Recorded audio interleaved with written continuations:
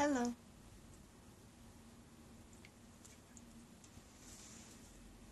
Oh, I was gonna get the mic this time. Now I remember. But I think I do have handy a pair of earbuds that will make better microphone for me to talk to you. Because tonight I'm going to tell you a bedtime story. Or maybe it's the morning and it's your coffee story.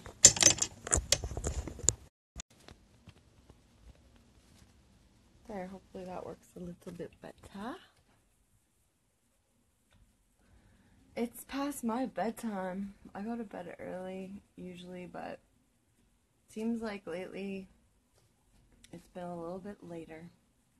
I think it has to do with winter coming on and the darkness, and I feel like I can get more stuff done in the evening than I really should be or could be. Give myself no shoulds. Don't shit on yourself. I always say it makes a bad situation smell even worse.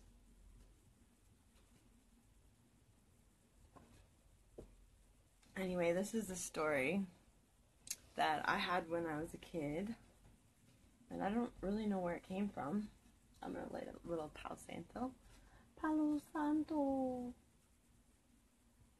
A little good energy lift for us all. I already brought some Reiki vibes into the hive.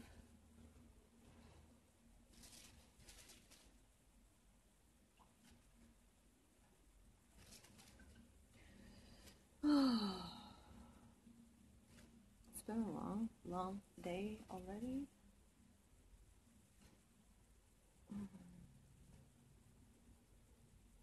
This stuff smells good.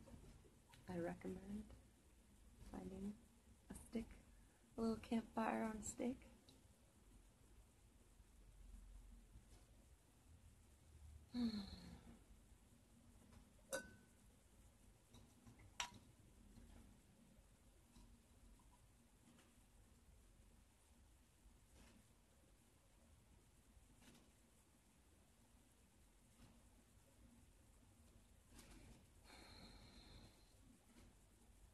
Hope everyone's day is good.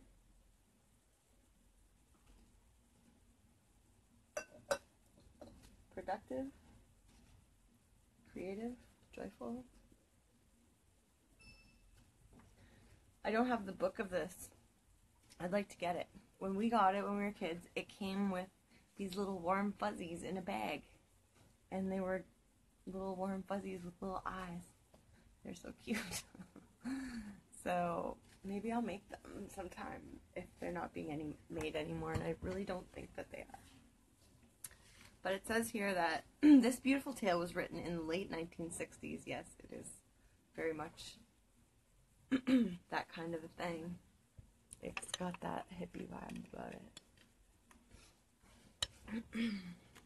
I'll lean in a little bit so you can hear me a little bit better.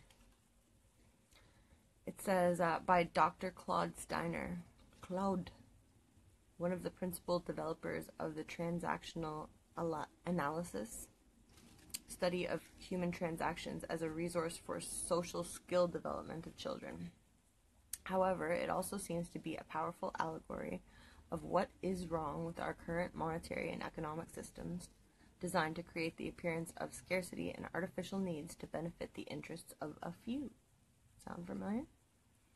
Why are we all inclined to fall for the wicked plans of all kinds of bad witches? Example, bottled water mania. So this tale is really for all ages. And I'm going to put a link up on my page so that you can find this yourself. And it's the original Warm Fuzzy Tale, a fairy tale by Claude Steiner with pictures by Joanne Dick. I don't think I can show you the pictures, but I'm going to see if it shows up. Let's find out. I didn't think so. Oh, it does, but it's backwards. But oh, so cute. Okay. Once upon a time, a long time ago, there lived two happy people called Tim and Maggie with their two children, John and Lucy. To understand how happy they were, you have to understand how things were in those days. You see, in those happy days, everyone was given at birth a small, soft, fuzzy bag. Anytime a person reached into this bag, he was able to pull out a warm fuzzy, he or she. Warm fuzzies were very much in demand. We'll say they. These days. Warm fuzzies were very much in demand because whenever somebody was given a warm fuzzy, it made him feel warm and fuzzy all over. People who did not get warm fuzzies regularly were in danger of developing a sickness in their backs, which caused them to shrivel up and die.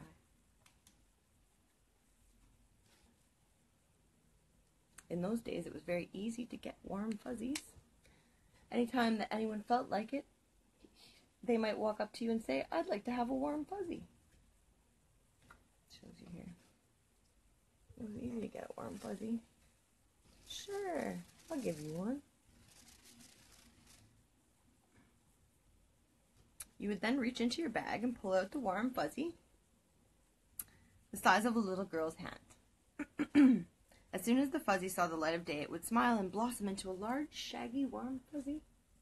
You would then lay it on the person's shoulder or head or lap, and it would snuggle up and melt right over against their skin and make them feel good all over.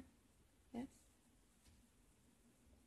People were always asking each other for warm fuzzies since they were given freely. Getting enough of them was never a problem. There was always plenty to go around. And as a consequence, everyone was happy and felt warm and fuzzy most of the time. One day, a bad witch became angry because everyone was happy and no one was buying potions and salves. The witch was very clever and devised a very wicked plan. There's the witch. Not making any biz. No scratch. One beautiful morning, the witch crept up to Tim while Maggie was playing with their daughter and whispered in his ear, "See here, Tim. Look at all the fuzzies that Maggie's giving to Lucy. You know, if she keeps it up eventually, she's going to run out, and then there won't be any left for you."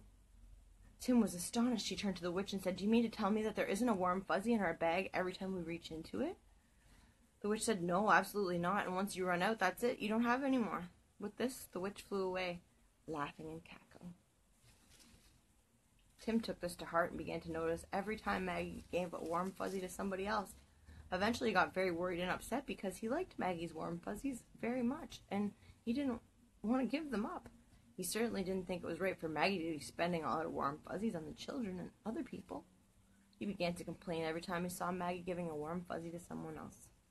And because Maggie liked him very much, she stopped giving warm fuzzies to other people as often and reserved them for him. The children watched this, and soon they began to get the idea that it was wrong to give up warm fuzzies any time you were asked or felt like it. They too became very careful. They would watch their parents closely, and whenever they felt that one of their parents was giving too many fuzzies to others, they also began to object. They began to feel worried whenever they gave away too many warm fuzzies. Even though they found a warm fuzzy every time they reached into their bag, they reached in less and less and became more and more stingy. Soon people began to notice the lack of warm fuzzies, and they began to feel less warm and less fuzzy. They began to shrivel up, and occasionally people would die from the lack of the warm fuzzies. More and more people went to the witch to buy potions and salves, even though they didn't seem to work. Well, the situation was getting very serious indeed. The bad witch didn't really want the people to die, since dead people didn't buy salves or potions, so a new plan was devised. Everyone was given a bag that was very similar to the fuzzy bag, except this one was cold, while the fuzzy bag was warm. Inside of the witch's bags were cold pricklies. These cold pricklies did not make people feel warm and fuzzy, but made them feel cold and prickly instead. But they did prevent people's backs from shriveling up. So from then on, every time somebody said, "I want a warm fuzzy," people who were worried about depleting their supply would say, I can't give you a warm fuzzy, but would you like a cold prickly instead? shows the witch. Giving away the cold prickly. Sometimes two people would walk up to each other thinking they could get a warm fuzzy, but one or the other of them would change their mind. And they would wind up giving each other cold pricklies instead. So while few people were dying, a lot of people were still unhappy and feeling very cold and prickly. The situation got very complicated. Warm fuzzies, which used to be thought of as free as air, became extremely valuable. This caused people to do all kinds of things in order to obtain them. So it's your fuzzies or your life. Let's keep it. Your fuzzies or your life.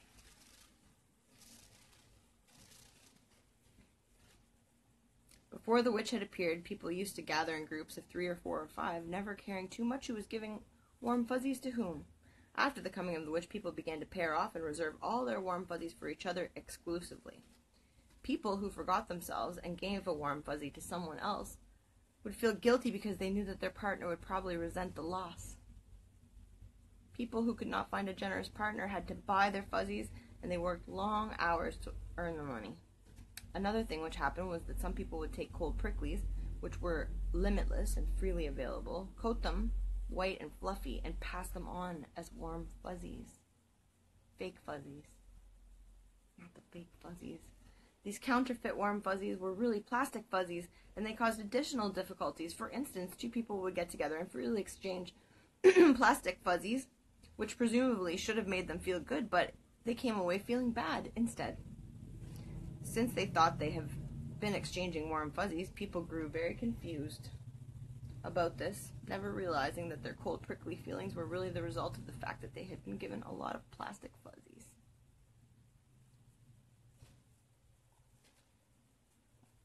Not the plastic fuzzies, that's the worst. So the situation was very, very dismal, and it all started because of the coming of the witch, who made people believe that someday, when least expected, they might reach into their warm fuzzy bag and find no more.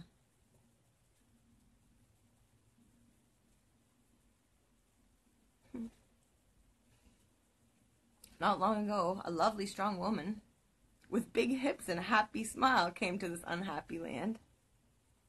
She seemed to not have heard about the witch, and she wasn't worried about running out of warm fuzzies. She gave them out freely, even when not asked. People called her the hip woman, and some people disapproved of her because she was giving the children the idea that they should not worry about running out of warm fuzzies.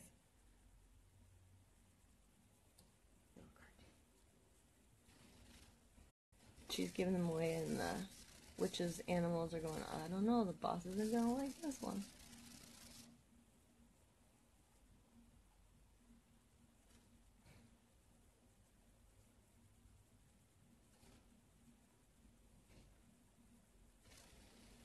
It's like, look, oh no, she's giving them all away. Oh, and the children really love her.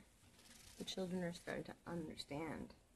The children liked her very much because they felt good around her. They too began to give out warm fuzzies whenever they felt like it. Whenever they felt like it. The grown-ups became concerned and decided to pass a law to protect the children from using up their supplies of warm fuzzies. The law made it a criminal offense to give out warm fuzzies in a reckless manner without a license. Many children, however, seemed not to know or care, and in spite of the law, they continued to give each other warm fuzzies whenever they felt like it, and especially when asked. Because there were many, many children, almost as many as grown-ups, it began to look as if maybe the children would have their way. As of now, it's hard to say what will happen. Will the forces of law and order stop the children? Are the grown-ups going to join with the hip woman and the children in taking a chance that there will always be as many warm fuzzies as needed? Will Tim and Maggie recall the days when they were so happy and when warm fuzzies were unlimited and begin to give warm fuzzies freely again? The struggle spread all over the land and is probably going on right where you live now. And if you want to, I hope you do, you can join by freely giving and asking for warm fuzzies and being as loving and kind as you can. The end.